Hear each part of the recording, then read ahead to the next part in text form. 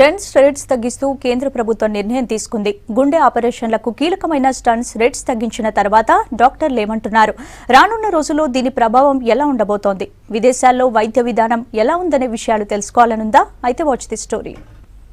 స్టెంట్ల ధరలు తగ్గిస్తూ గుండె జబ్బుతో బాధపడే వారికి గుడ్ న్యూస్ చెప్పింది కేంద్ర ప్రభుత్వం. బేర్ మెటల్ స్టెంట్ల ధర 7,260 రూపాయలుగా, డ్రగ్ ఎలూటింగ్ స్టెంట్ల ధర 29,600గా నిర్ణయించింది. తక్షణమే ఈ నిర్ణయం అమల్లోకి వస్తుందని ప్రకటించింది కేంద్రం. వ్యాట్, లోకల్ ట్యాక్సులతో కలిసి డ్రగ్ ఎలూటింగ్ స్టెంట్ల ధర 1,21,000 రూపాయలకు లభించి ఆసుపత్రుల అనైతిక చర్యలకు ఈ నిర్ణయంతో చెక్ పడే అవకాశం ఉందంటున్నారు.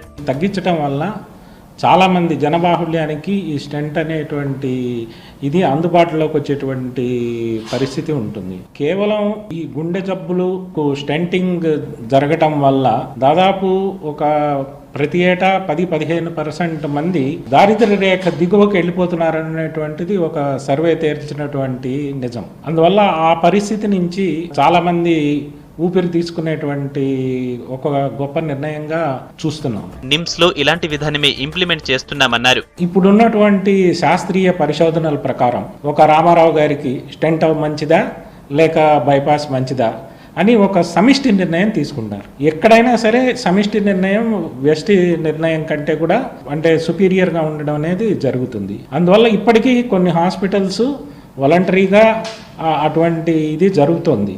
మా నిమ్స్లో కూడా అట్లాంటి హార్ట్ టీమ్ అనేటువంటి కాన్సెప్ట్ మొదలు పెట్టడం జరిగింది. హార్ట్ టీంలను విదేశాల్లో ఎక్కువగా ప్రిఫర్ చేస్తారని చెబుతున్నారు డాక్టర్లు. విదేశాల్లో ప్రజలందరికీ ఇన్సూరెన్స్ ఉండడంతో